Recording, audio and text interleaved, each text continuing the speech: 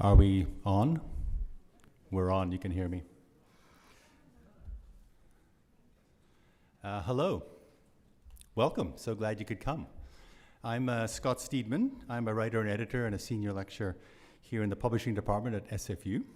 On behalf of the publishing department, I'd like to welcome you to the 2025 Jim Douglas Lecture, Voices from Under the Rubble. We are honored to have Palestinian poet, journalist, and activist Mosab Abu Toha as our guest today.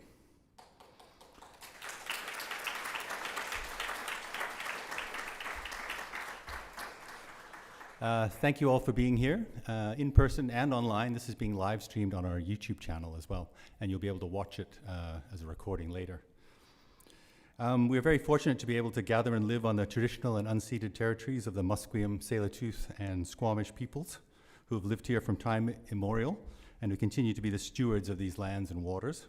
We are guests here and take reconciliation very seriously in all we do at the publishing department here. A special welcome to publishing students at SFU who are here, especially the new cohort of Masters of Publishing students. Great to have you here tonight and for the next few months. Scratch, years. Little bit of housekeeping, the usual, please silence your phones. No blues riffs in the middle of things. Like I said, this event is being live streamed on YouTube. There are 2 cameras, and I was supposed to point out where they are, but I'm not even sure. Back there and where those people are pointing. You will not be in the shot. It'll just be showing up here, but if you speak, we will hear you, or you'll be heard online. The lecture itself will take about 30 minutes. We will then have a Q&A.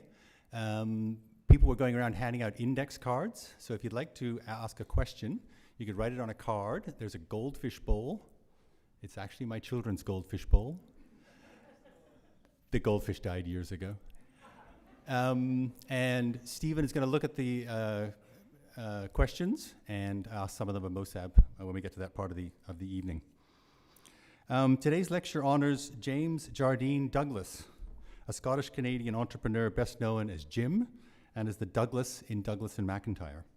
Jim is one of the most influential and inspirational figures in BC publishing. Several publishing firms here, including D&M, where I once worked, Raincoast Books, I worked there too actually, and Ampersand owe their very existence to Jim. He worked with and encouraged many publishing people over decades and dedicated a lot of time, wisdom, and indeed money to establishing the publishing program right here at SFU.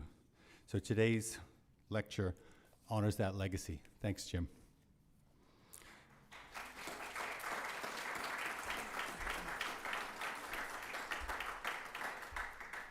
Thanks also to Mohamed El Eek, a skilled oud player who has been playing for a while during the reception part.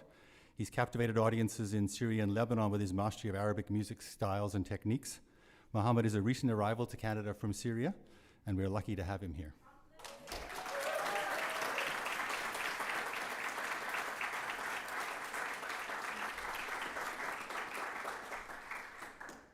Mohamed is now going to play a short piece for us to get us in the mood for our main event.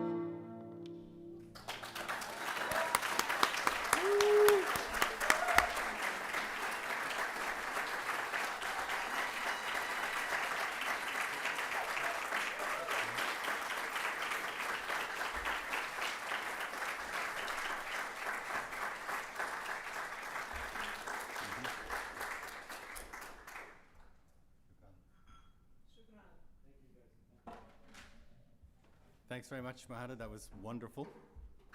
We're very sorry that Mosab Abu Toha can't be here in person today. That was the original plan. We invited him, but unfortunately with the new government in Washington, he didn't feel safe traveling to Canada for the crime of writing poetry. We can only hope that one day this madness will end and we will be able to visit and meet and drink tea and talk in the normal way. For now, he's in Syracuse, New York, and Zoom will have to do. As publishers, we traffic in stories. In the West, only one side of the Palestine story has been told for the last 77 years. In that story, the Palestinians either don't exist or only feature as terrorists. The Nakba, the original sin, the brutal expulsion of 750,000 Palestinians from their homes in 1948, rarely gets more than a brief mention, and quite often no mention at all. Since the latest onslaught on Gaza began almost 2 years ago, that one-sided fiction has slowly collapsed.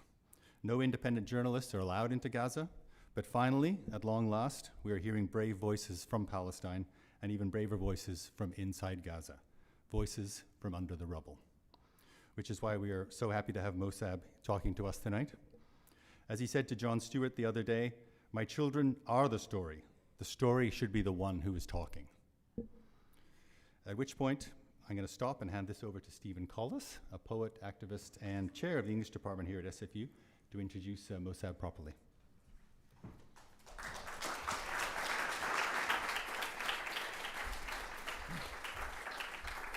Thanks, Scott. Good evening and welcome, everyone. I'm so glad to see so many of you here.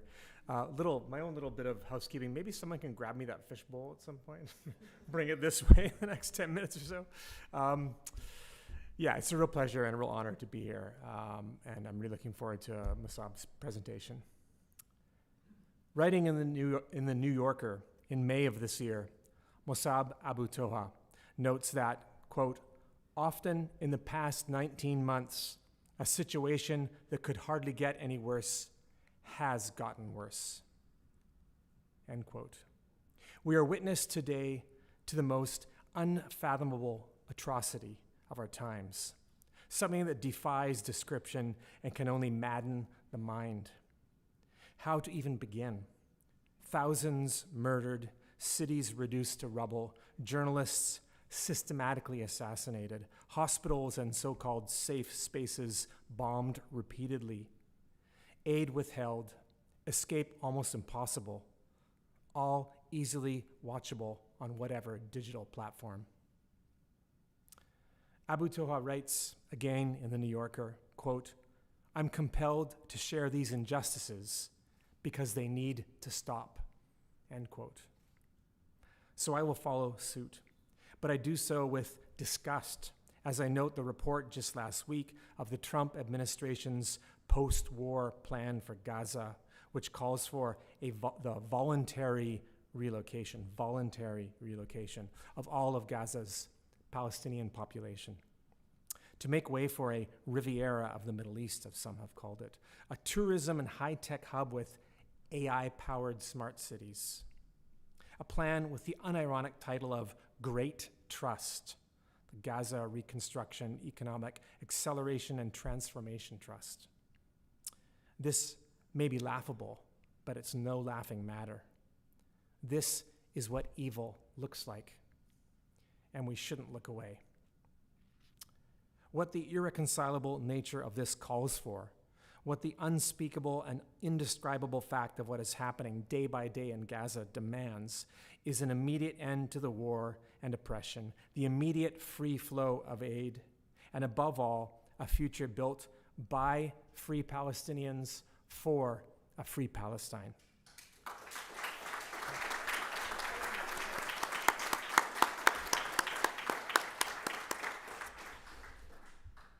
But almost amazingly, maybe sometimes it also calls for poetry. Despite its small footprint and even smaller platform, poetry has always been the art of saying the unsayable, of demanding the impossible, the art by which, when one can't go on with words, one goes on with words. And this, amongst other things, is why Mosab Abu Toha matters. He reminds us how essential poetry can be when what is happening around us can barely be named. barely breathed into words. Mosab Abu Toha is a Palestinian poet and essayist from Gaza. His first collection of poetry, Things You May Find Hidden in My Ear, both his books are back there and available tonight. Please do pick up copies. His first book was a finalist for the National Book Critics Circle Award and won a Palestinian Books Award, an American Book Award, and the Derek Walcott Prize for Poetry. The widely praised Forest of Noise, I was supposed to have it in my hand to hold up and show you, it's right there on the desk where I was sitting, was published in 2024. And in 2025, Abu Toha was awarded the Pulitzer Prize for his New Yorker essays on the war in Gaza. We just found out today that Forest of Noise was just awarded the Brooklyn Public Library Books Prize for nonfiction. I love it that a book of poetry is winning more of nonfiction.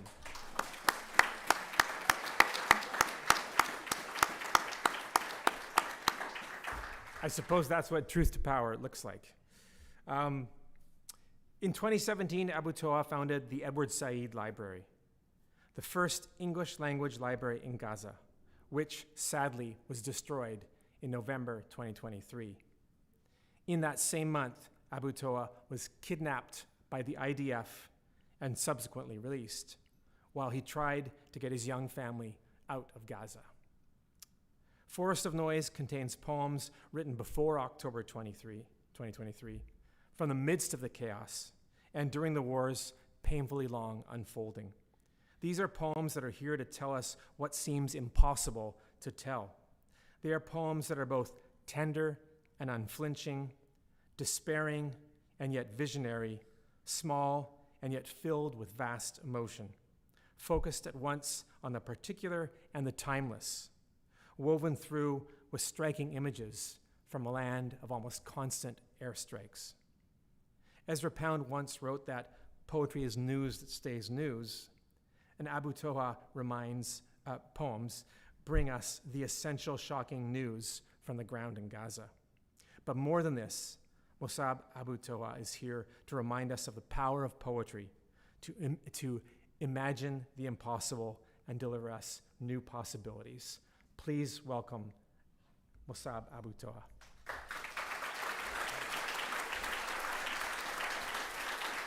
Thank you so much, everyone. Can I just get a sign that you can hear me? Yep, we hear you great. Okay. Good evening, everyone. Thank you to SFU for hosting this, for having me. Thank you, Stephen, for the powerful words. Thank you, Scott, for working on this, making sure this happens despite the distance between Syracuse and where you are in Vancouver. I must warn you, just like Stephen did, that some of these poems in the book were written before October 7th, 2023. And if you were reading the poems as a whole, you will never be able to distinguish what was written before October 2023 or what was written after. Because for me, as a poet, as a survivor, as a father, as a refugee, this has been the situation for us since before I was born. I'm going to start by reading part of a poem from Things You May Find Hidden in My Ear before I read poems from Forest of Noise. The first poem in Things You May Find Hidden in My Ear is called Palestine AZ. And that book, when you read it, you should know that it was published in 2022. Some poems were written in 2018, 2019, 2020. Some poems in 2021, when Israel attacked Gaza for 11 days. And that was the first Israeli assault on Gaza for me as a father of 3 very young children. Palestine AZ. A. An apple that fell from the table on a dark evening when man-made lightning flashed through the kitchen, the streets, and the sky, rattling the cupboards and breaking the dishes. Am is that linking verb that follows I in the present tense when I am no longer present, when I am shattered. B, a book that doesn't mention my language or my country and has maps of every place except for my birthplace, as if I were an illegitimate child on Mother Earth. Borders are those invented lines drawn with ash on maps and sewn into the ground by bullets. C, Gaza is a city where tourists visit to take photos next to destroyed buildings or graveyards. A country that exists only in my mind. Its flag has no room to fly freely, but there is a space on the coffins of my countrymen. D, Dar means house. My grandparents left their house behind in 1948 near Jaffa Beach. A tree my father told me about stood in the front yard. Dreams of children and their parents of listening to songs or watching plays at Al Mishal Cultural Center. Israel destroyed it in August 2018. I hate August, but the plays are still performed in Gaza. Gaza is the stage. And here I'll have to just pause for a second. I mean, and that poem from 2022, I said, but plays are still performed in Gaza. Gaza is the stage. And what a stage it is right now. A stage that is a heap of rubble under which corpses of my loved ones remained for months and years. It is a graveyard, a destroyed one that the international media started to show on their screens after some aid planes were able to fly over Gaza.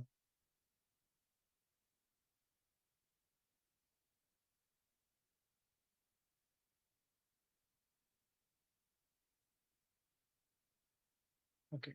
R. I was born in November. My mother told me she was walking on the beach with my father. It turned stormy and began to rain. My mother felt pain, and an hour later she gave birth to me. I love the rain and the sea, the last two things I heard before I came into this horrible world. Okay. I will read another poem from this collection, a poem that I wrote in May 2021. And when I wrote that poem, I mean, I was devastated by one story that happened just a few 100 meters away from where I was with my wife and our kids. In May 2021, Israel bombed a house, um, and in that house, an entire family was killed by Israel. A father, a mother, and their four children. The oldest was 10 years old. And the reason I say this is that because Israel, during the past 23 months, in the past 700 days, erased at least 1,000 entire families. Two of them were the families of uh, first cousins of mine. Shrapnel looking for laughter. The house has been bombed. Everyone is dead. The kids, the parents, the toys, the actors on TV, characters in novels, personas in poetry collections, the I, the he, and the she. No pronouns is left, not even for the kids when they learn parts of speech next year. Shrapnel flies in the dark, looks for the family's peals of laughter, hiding behind piles of disfigured walls and bleeding picture frames. The radio no longer speaks. Its batteries have burned. The antenna is broken. Even the broadcaster felt the pain when the radio was hit. Even we, hearing the bomb as it fell, threw ourselves to the ground, each of us counting the others around them. We were safe, but our hearts still ache. And whenever I return to this poem, I think about the we in this poem. We were safe, because this we is missing a lot of people, the people who were safe in May 2021 after that airstrike, the many relatives of mine, the relatives of my wife, my father-in-law, who was killed on August 3rd this year, just last month. So none of them were safe. They were killed. They were obliterated by Israel. Not only them, but the cities and refugee camps where they were born and where they grew up. Now I'm gonna read some poems from Forest of Noise.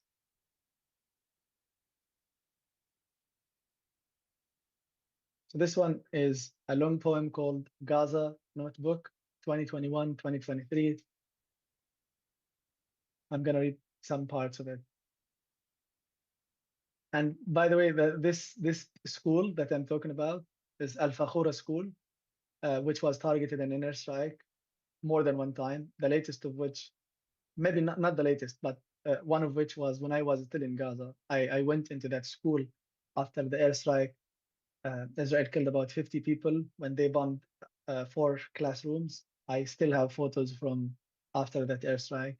So I studied for my 7th, 8th, and 9th grades. And that's the same school where I taught for about a year after I graduated from the Islamic University of Gaza. And I also did my 5th and 6th grade. So because I was born in the refugee camp until the age of 8, then we moved to live in North Gaza near the Jabalia camp. So I did my 5th, 6th, 7th, 8th, and 9th grades in Al Fakhura school. At 5th grade, I visit the school library. On a wall by the door, a poster claims, "If you read books, you live more than one life." Now I'm 30. Now I'm 32, by the way. Now I'm 30, and whenever I look at faces around me, old or young, on each forehead I read, "If you live in Gaza, you die several times." No one at home. The doorknob, only dust touches it now. Pots grow parched. Frying pans miss the smell of olive oil. Clotheslines everywhere pine for soap scent. The flower pot, the window, the key, the language. Stones of house after explosion get amnesia. Some forget they were in a wall in a bedroom or a kitchen or a bathroom. Some in a ceiling. Some forget they sat behind photo frames for years. A few stones forget they were stones, those hit by the bombs. Something about the poems that break my heart is that many of the things I wrote about, uh, whether in my first book or my new book, Forest of Noise, they do not exist anymore. The houses, the trees, the schools, some of the friends I wrote about, even if they were killed, when I wrote about them, their graves are gone because Israel bombed and razed cemeteries in North Gaza. So this breaks my heart every time I go back and read these poems. My dreams as a child. I still have dreams about a room filled with toys my mother always promised we could have if we were rich. I still have dreams about seeing the refugee camp from a window on a plane. I still have dreams about seeing the animals I learned about in 3rd grade: elephant, giraffe, kangaroo, and wolf. I still have dreams about running for miles and miles with no border blocking my feet, with no unexploded bombs scaring me off. I still have dreams about my favorite team playing soccer on the beach, me running, waiting for the ball to come my way and run away with it. I dream still about my grandfather, how much I wanted to pick oranges with him in Jaffa. But my grandfather died. Jaffa is occupied, and oranges no longer grow in his weeping groves. No art. And this, you could guess that it was written uh, before October 2023 from the numbers, from the number in the poem. No art. The art of losing isn't hard to master. Elizabeth Bishop. You know, everything will come to an end. The sugar, the tea, the dried sage, the water. Just go to the market and restock. Even your shadow will abandon you when there is no light. So just keep things that require only you. The book of poems that only you can decipher. The blank map of a country whose cities and villages only you can recognize. I've personally lost 3 friends to war, a city to darkness, and a language to fear. This was not easy to survive, but survival proved necessary to master. But of all things, losing the only photo of my grandfather under the rubble of my house was a real disaster.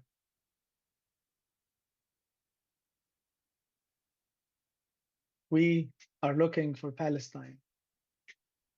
The sun rises and moves around. It sets to visit other places, and we are looking for Palestine. The birds wake up and look for food. They chirp and they chirp on the blossoming trees laden with fruit, with peaches, apples, apricots, and oranges, and we are looking for Palestine. The sea waves lap against the shore. They glitter and dance with the fishers' boats, and we are looking for Palestine. People travel to relatives and friends. They book round trip tickets, stuff their suitcases with gifts and books and clothes, and we are looking for Palestine. Sir, we have no airports and seaports, no trains or highways. We have no passable roads, sir. We do have crutches and wheelchairs, young men with one or no legs, no longer able to work as if there was work. We travel to the West Bank or Egypt for surgery, even to set a broken leg. We need a permit to enter. We stuff our suitcases with pictures and memories. They feel heavy on the ground. We can't carry them, neither can the roads. They scar the surface of the earth. We get lost in the past, present, and future. When a child is born, we feel sad for him or her. A child is born here to suffer, sir. A mother feels the great pain in labor. A child cries after leaving her dark place. Palestine, our dark is not safe. In Palestine, children always cry. If we want to travel, we leave many times. In Gaza, you leave via either Erez or Rafah, a hard escape to make. So we search for the visa interview. Cairo, Istanbul, Amman, but not in Palestine. We don't have embassies, sir. The one in Jerusalem is farther than the Andromeda galaxy. Andromeda is 2.5 million light years away, but our years stay heavy and dark. It would take trillions of years. Sir, we are not welcome anywhere. Only cemeteries don't mind our bodies. We no longer look for Palestine. Our time is spent dying. Soon, Palestine will search for us, for our whispers, for our footsteps, our fading pictures fallen off blown up walls. And again, here, this one was written, I think, 2020, 2021. Only cemeteries do not mind our bodies. Even cemeteries are not safe places to die, to lie in anymore. My library. I wrote this poem after I returned to Gaza, after spending about a year and a half in the US between 2019 and 2021. And the first place I checked on was my library. So that's the poem. My library, which is now Under the Rubble. My books remain on the shelves as I left them last year, but all the words have died. I search for my favorite book, out of place. I find it lying lonely in a drawer next to the photo album and my old Nokia phone. The pen inside the book is still intact, but some ink drops have leaked. Some words breathe its ink. The pen like a ventilator for a dozen patients. Home, Jerusalem, the sea, Haifa, the rock, the oranges, the sand, the pigeon, Cairo, my mother, Beirut, books, the rock, the sea, the sea. I will read three more poems. This one is a long one because it has smaller poems, and each poem is a poem in itself. Each section is a poem in itself. But the the important thing about this poem is that it was written um, during the ongoing genocide, during my 2 months in Gaza, and then after when I left for Egypt.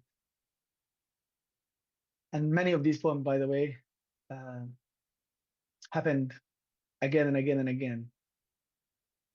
Under the Rubble. She slept on her bed, never woke up again. Her bed has become her grave, a tomb beneath the ceiling of her room. The ceiling a cenotaph, no name, no year of birth, no year of death, no epitaph, only blood and a smashed picture frame in ruin next to her. In Jabalia camp, a mother collects her daughter's flesh in a piggy bank, hoping to buy her a plot on a river in a faraway land. A group of mute people were talking sign. When a bomb fell, they fell silent. I have to pause here.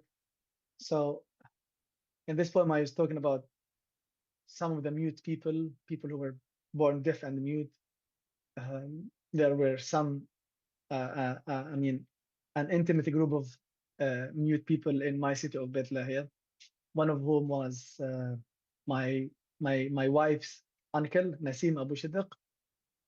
And I wrote about Nasim in one of my pieces in the New Yorker. Nasim was the father of two children, a husband. He was abducted from inside a school shelter in Beit Lahia, that the same school where my oldest two children went for their first and second grades. So my wife's uncle was sheltering in that school.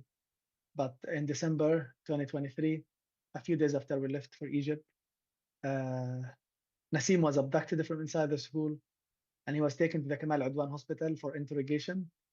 And then a few hours later, he was released. By the time he arrived at the gate of the school, he was shot by a sniper. So this poem is about him and about the other mute people who were killed, whether by sniper shots or by airstrikes. A group of mute people were talking sign. When a bomb fell, they fell silent. It rained again last night. The new plant looked for an umbrella in the garage. The bombing got intense, and our house looked for a shelter in the neighborhood. I leave the door to my room open so the words in my books, the titles and names of authors and publishers could flee when they hear the bombs. I became homeless once, but the rubble of my city covered the streets. This is a true story. They could not find a stretcher to carry your body. They put you on a wooden door they found under the rubble. Your neighbors, a moving wall. Not sure how many children with amputated legs I saw over the past 23 months. How many children, beheaded children, or children with scars and shrapnel wounds in their faces I saw. The scars on our children's faces will look for you. Our children's amputated legs will run after you. And this is also something that continued to happen and again and again. Just a few days ago, I think it was 3 or 4 days ago, Israel bombed a tent where there was an oven which people use to bake bread. You know, it's a community thing. Someone has an oven. Some people would get some firewood or some cardboard, uh, to bake together. So one of the airstrikes targeted that oven. But this poem is about parents who left their houses to get some bread from a bakery. That was during the first few days of the genocide. But people are targeted whether they are getting bread, whether they are baking bread, whether they are going to so-called GHF sites to get aid, especially flour. He left the house to buy some bread for his kids. News of his death made it home, but not the bread. No bread. Death sits to eat whoever remains of the kids. No need for a table. No need for bread. A father wakes up at night, sees the random colors on the walls drawn by his 4-year-old daughter. The colors are about 4 feet high. Next year they would be 5. But the painter has died in an airstrike. There are no colors anymore. There are no walls. I changed the order of my books on the shelves. 2 days later, the war broke out. The war broke out. Beware of changing the order of your books. I will skip. When we die, our souls leave our bodies, take with them everything they loved in our bedrooms, the perfume bottles, the makeup, the necklaces, and the pens. In Gaza, our bodies and rooms get crushed. Nothing remains for the soul. Even our souls, they get stuck under the rubble for weeks. I will end with this poem, which I wrote about the May 2021 attacks. And May, the May 2nd was 2021 was my youngest son's first birthday, and Israel attacked Gaza on May 11th. So that was just a few days after my son celebrated his first birthday. And you will see that in the poem when I refer to the cake. What a Gazan should do during an Israeli airstrike: turn off the lights in every room, sit in the inner hallway of the house, away from the windows, stay away from the stove, stop thinking about making black tea, have a bottle of water nearby big enough to cool down children's fear, get a child's kindergarten backpack and stuff, tiny toys, and whatever amount of money there is, and the ID cards and photos of late grandparents, aunts, or uncles, and the grandparents' wedding invitation that's been kept for a long time. And if you are a farmer, and this is now heartbreaking for me because the farmer here is my wife's father, my father-in-law, who was killed. He was a strawberry farmer, so I was talking about him here. And if you're a farmer, you should put some strawberry seeds in one pocket and some soil from the balcony flower pot in the other, and hold them tight to attempt to whatever number there was on the cake from the last birthday. I will stop here. Thank you.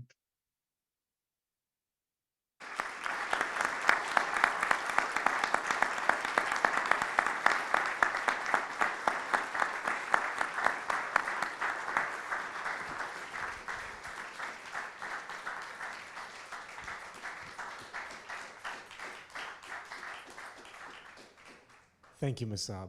Is this on? You can hear me out there? Oh, good. You can't tell up here. Thank you, Shamina. That's great. Mosab, that was really powerful. And thank you so much. I know it's not easy reading these poems, but I really appreciate, and we all do, that you were here tonight to do that with us. Thank you so much. I'm going to start at the front of your book, before the book even really begins, with your epigraph. Yeah. Just such a powerful line you've taken from Audre Lorde. Poetry is not a luxury. I agree with you. I don't think it is. But I'm very curious why, for you, poetry isn't a luxury, even in the midst of what is happening in Gaza, and as you've been finding your path, starting a new life, writing these poems. How is poetry still not a luxury for you? Yeah.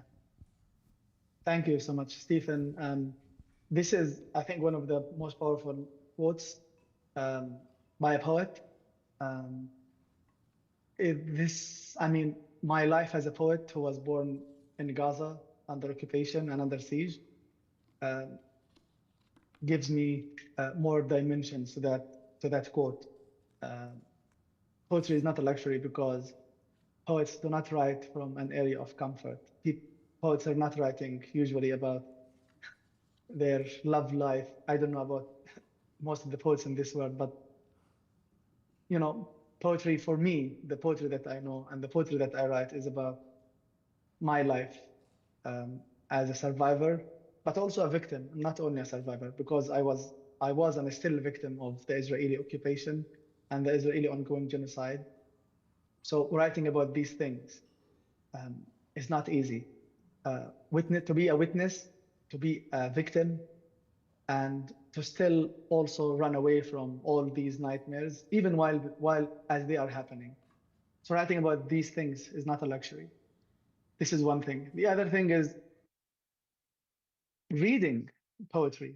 Reading the poems that I wrote is not a luxury because I am revisiting these traumatic experiences that not only did I live, but also continue to witness as my family in Gaza, my relatives, my wife's family, my students, my neighbors, and not only people, but also the places that I wrote about. And I think I talked about that while I was reading. Many of these places were not only destroyed, they were obliterated. So Israel, if you look at the satellite images or if you look at the aerial photos, you don't recognize any anything. You cannot recognize a school from a pharmacy, from a kindergarten, from a mosque, from a church, from a coffee shop. You don't distinguish or make your way through a street in Gaza. So Israel erased not only people, not only entire families, but also a city, not only a city, even a refugee camp. The place that should have been a temporary place for refugees who were expelled, as you mentioned, or maybe it was Scott, 750,000 Palestinians were expelled in 1948. So these were turned refugees. And the tragic thing is that these people continue to be refugees. Their sons are refugees. Their daughters are refugees. They have grandchildren who are refugees. They have great grandchildren who are refugees. So not only is Israel massacring these people, but the whole world is abandoning them. The whole world has done nothing to bring justice to these people. So writing about these things, about my own life, is not a luxury because this is a traumatic experience. This is something that I experienced firsthand. In one of the poems from the first collection, I wrote about being wounded in an airstrike at the age of 16 in January 2009, during which 7 people were killed. Um, so writing about these things is not easy.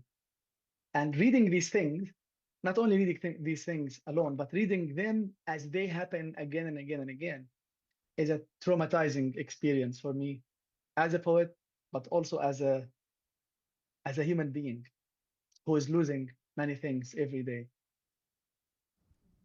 Yeah, I'll thank you for that generous answer, and I'll thank you again for how brave you are, as you were just saying, to revisit these traumatic memories by reading your poetry.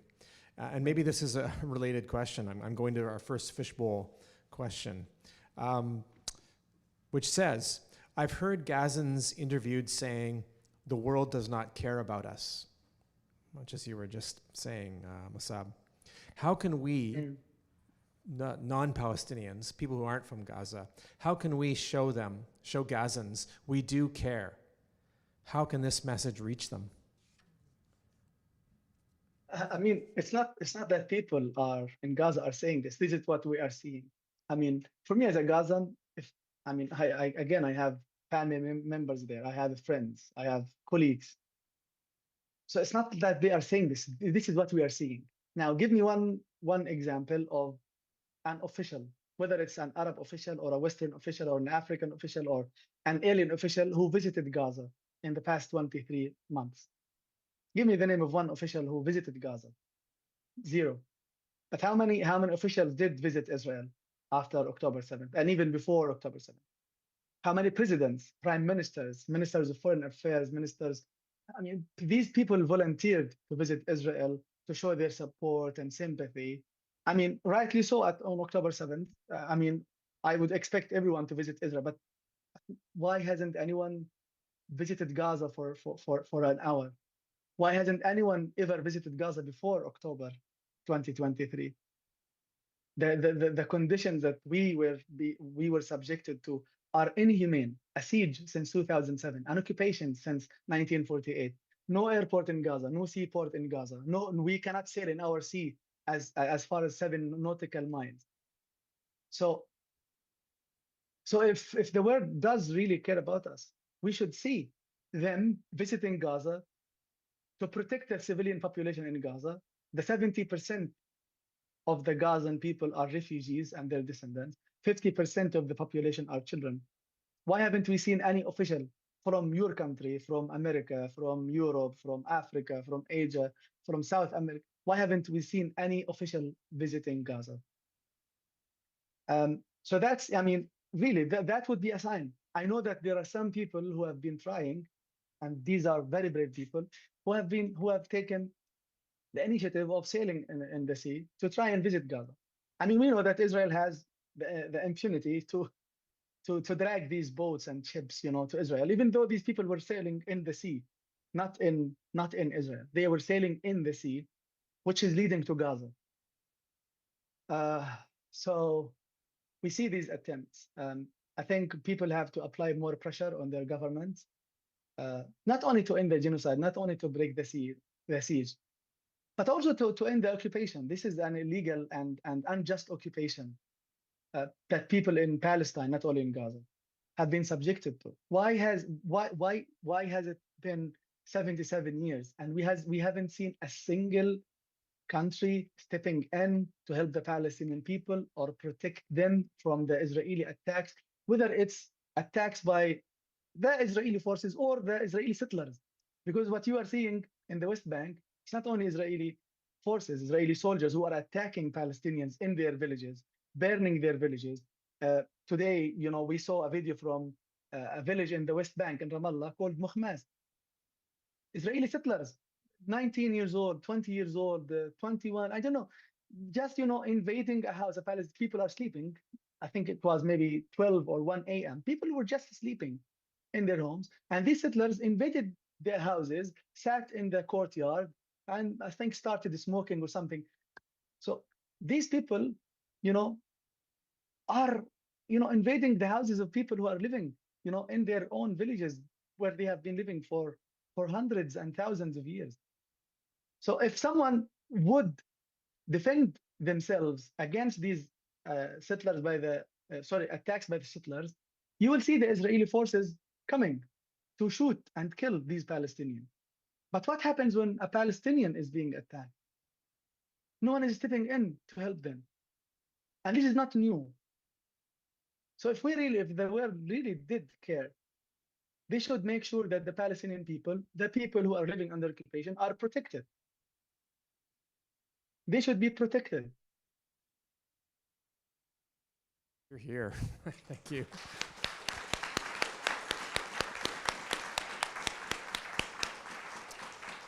And by the way, there is something that I don't know if many people know, which is part of the Oslo Accords in 1993. I mean, as a Palestinian, I was shocked to know that it was part of the Oslo Accords that the Palestinian people cannot have an army to protect themselves. I mean, so the Palestinian people are an occupied population, and at the same time, they signed a peace agreement with Israel that they cannot have an army.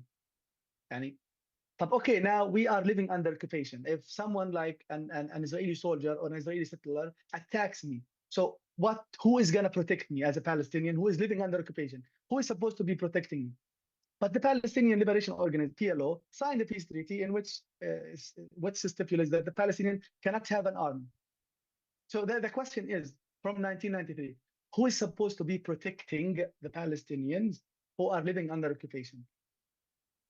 Yeah, thank you. I'm gonna probably ask you two more questions. I think that's probably about what we have time for. This is a little more literary and about poetry again. And we'll come back around after that. But I wanted to ask you about poetry and absence. Your work is filled with potent absences. Some of the poems we've just heard. The poet's shadow left behind, bereft of a body, lonely and hid in the dark of night. Or the everyday objects that miss their former human uses, frying pans that miss the smell of olive oil, or the amnesiac stones of the house after explosion. How does poetry relate to absence for you? I'm also thinking about the harvest you refer to in the poem, My Grandfather's Well, the seeds of which, considering the ravaged land, only sprout on this page, you say. Or how the final lines of the final poem of Forrest declare, this is not a poem, this is a grave. The poem is doing more than standing in for the absent, isn't it? Is it, and would you consider it, a refuge, a last hope, even a seed of return for what is now absent? Yeah, this is a great question. Thank you. So, I mean, when I wrote these poems, much of Gaza still existed. I mean, there were houses, there were universities, there were mosques, there were churches, there were cafes on the beach, there were roads, there were trees where, near which I played marbles with some of my friends who are now killed. So these places existed. Some people were killed by Israel, but still these places remain. So when I would grow up, as a father, I would take my children to the kindergarten in the refugee camp. I would take them and show them the tree, the mulberry tree about which I wrote in one of the poems, to show them. So the poem was about some kind of absence, some level of absence, but still the world where the poem took place is still existed. But now we are living in a time, in a moment when the poem, the subjects of the poem and the place where the poem is taking place are disappeared, right? So the poem functions as a safe place for these things, the place and the people in the poem. And it's not only that the poem is a safe place for these objects and these subjects, which are the human beings, but also the feelings that I have as a human being when I talk about these people, talk about these places. So this kind of absence is more tragic than I ever thought. I mean, even if this genocide comes to an end, we will never be able to rebuild Gaza the way it was, the way we wanted it to be. I mean, for me, one of the most tragic absences is the absence of the refugee camp. And here I talk about the Jabali refugee camp, where my mother and her siblings were born, where also my maternal grandparents were born. My great grandparents on my mother's side were born in Jaffa, and they were expelled from Jaffa. So my maternal grandparents were born in the refugee camp, right? So I mean, just imagine that these Palestinians who were expelled from their houses, who lived in a refugee camp. There are 8 refugee camps in the Gaza Strip. Israel destroyed 3 of them, one of which was the Jabali refugee camp. Just imagine that these people, moved to Gaza, were expelled from their houses and moved to live in Gaza in a refugee camp for 77 years. And now this refugee camp is destroyed. So there are two forms of absences: the absence of the original home city, which is Jaffa in this case, and then the absence of the refugee camp. And then then these people who were expelled from the refugee camp, just imagine, I mean, this is even, I mean, I'm shivering now, you know. I mean, just imagine these people were expelled from the refugee camp. I mean, can you just imagine this? People expelled from the refugee camp, and not only that, though, this, people are longing to return to the refugee camp. They are not now longing to return to Yafa, to Haifa, to Safad, to Tabariya, to Jerusalem, to Akka, to Al Majdal. They are not thinking about that right now. They are thinking about returning to the refugee camp, as if the refugee camp is home for them. This is tragic. This is very, very tragic for us as Palestinians. And I can't understand why no one in the world understands this pain that we have. And this is the fault of the whole world. For 77 years, these Palestinians have been abandoned. No one has worked seriously to get to help them regain their rights. These rights, I mean, these rights are not political. When we say right of return, it's not political. It's a basic right. Someone was expelled from his home. There was a war. There was a Nakba. Okay, things settled down. They have the right to return. This is my house. So when Israel took my grandparents' house, I wouldn't only call this an occupation. This is theft. They stole my grandparents' house. They stole the land. They stole their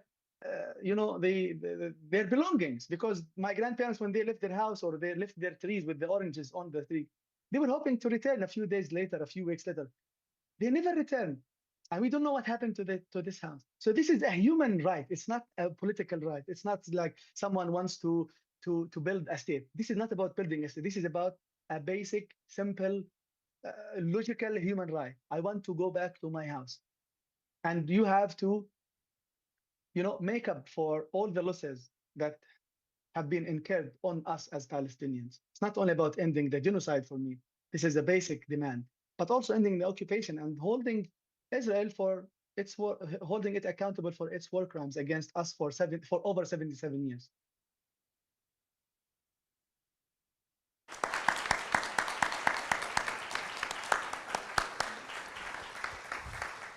Thank you, Mosab. I think we have time for one more question, so I'm going to go back to the fishbowl. So this question reads, and I think it's a good way to conclude, really. What word in your language can you share with us that depicts or expresses the grief and resistance of the Palestinian people? Is there a word in Arabic that you can think of that just like this captures some of what you feel most deeply about this? Word in Arabic.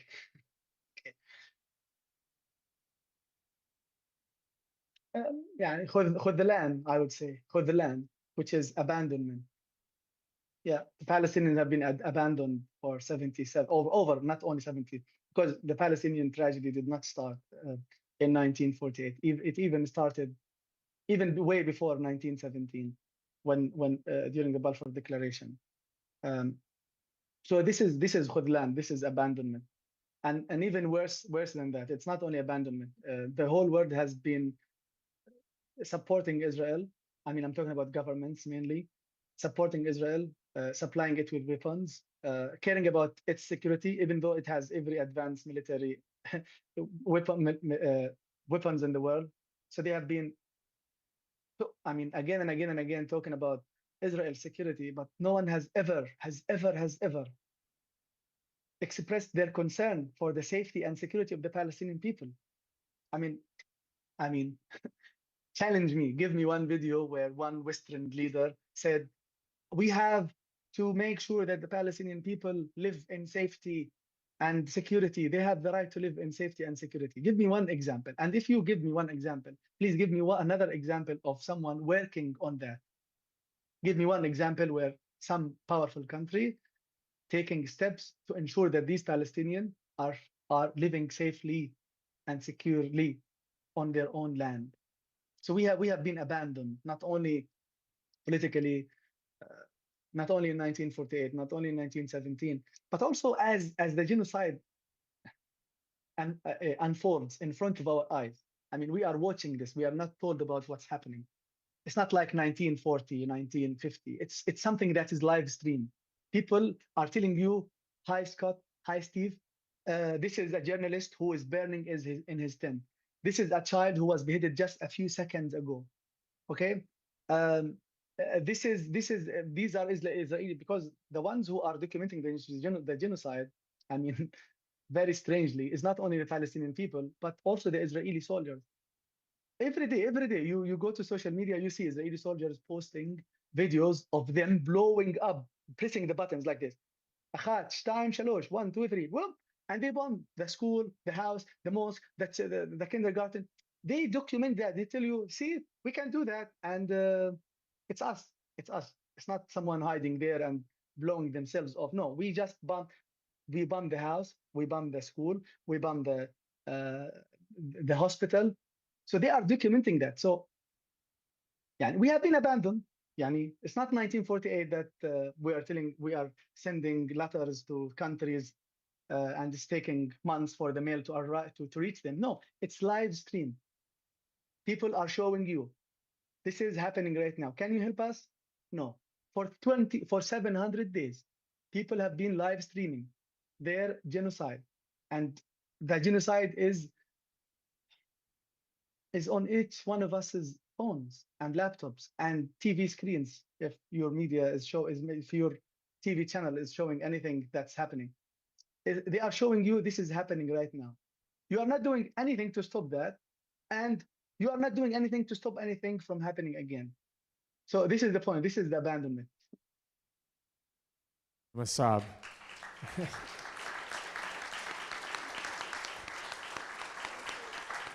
What's that? Yeah, that's great. Yeah, Mosab, thank you so much. That was stirring, outraging in the best possible way, and really moving. I wonder if you would want to read one last poem for us to conclude the evening. That would be really lovely. Yeah. Thank you so much for giving me this chance to close with a poem.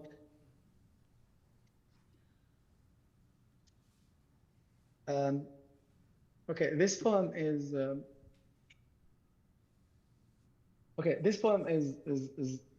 يعني, I don't know what to say. This is a very, very real poem. Not only is it real, but also it is something that happened to thousands and thousands of human beings in Gaza, of people who were killed in their houses, whose bodies remained under rubble for weeks and months and now years. I have a friend of mine, Ismail Abu Ghaben, who was sheltering in a house in Nusayrat, southern Gaza. That's one of the cities early during the genocide that Israel told people to go south. So my friend left North Gaza, went to southern Gaza, a Nusayrat refugee camp. And late November, a few days after I was released from the Israeli detention or abduction place, my friend Ismail was killed in an airstrike along with his father, his mother. His wife survived, but their two children were killed, 1 and 3 years old. 3 other sisters were killed, and 2 sisters survived. So that was November 2023. I'm talking to you now. It is September 2025. So 22 months from the time Ismail was killed. And still the body of Ismail, the body of his father, and the body of his 16 years old sister, Ikram, are under the rubble until today. So this poem is called Right or Left. Under the rubble, her body has remained for days and days.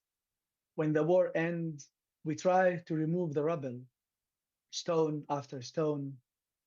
We only find one small bone from her body. It is a bone from her arm. Right or left, it does not matter as long as we cannot find the henna from her neighbor's wedding on her skin, or the ink from a school pen on a little index finger. Thank you.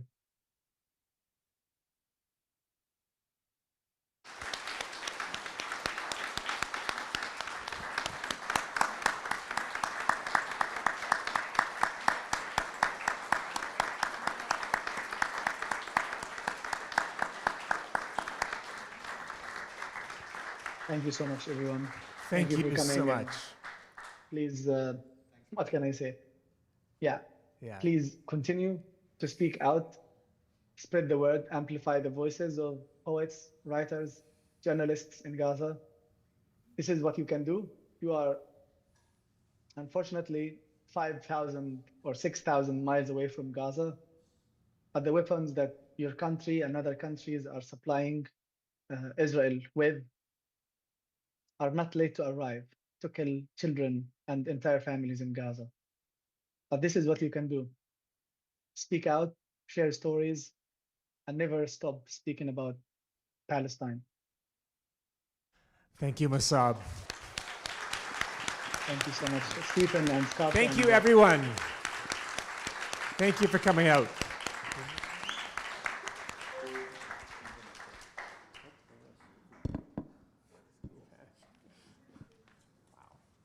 Thank you, everyone. There might still be a. Oh, do we all get kicked out now? How does this work? No, we're allowed to stay here till 9. So thanks so much, obviously, to Mosab, to Stephen.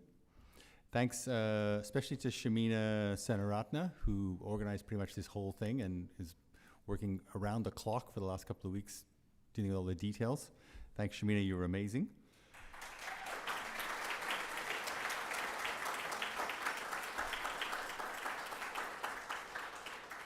Is there a thank you slide up there? Yeah. Okay, I'm not going to read that stuff out. I haven't got my glasses on. To my colleagues in SFU Publishing, Director Hannah McGregor, the ever-spirited John Maxwell, Juan Pablo Alperin for tech support. We actually needed it because Mosab couldn't find the Zoom link, and then I couldn't find the Zoom link, and Juan stepped in. So, Leanne Johnson on the reception, Suzanne Norman, Trevor Batty putting up posters on Granville Island. We couldn't have done it without you. Mauve Paget, who did the playlist. To our supporters for this event, they're listed up there. Thank you so much. Thai Bay Catering. There is going to be more food. I think more food is getting put out, and including dessert. So please stay around. The bar is still open. And buy a book. The books are amazing. I was rereading it today, The Forest of Noise. There's some poems there that just really pierce you. It was really interesting to me that he won that award for nonfiction. Stephen and I were talking about that, and Stephen was saying, this is the truth. These poems really tell it to you straight. And for that, Mosab's really amazing artist. That's it. Thanks very much. Mingle and hang around for a little bit.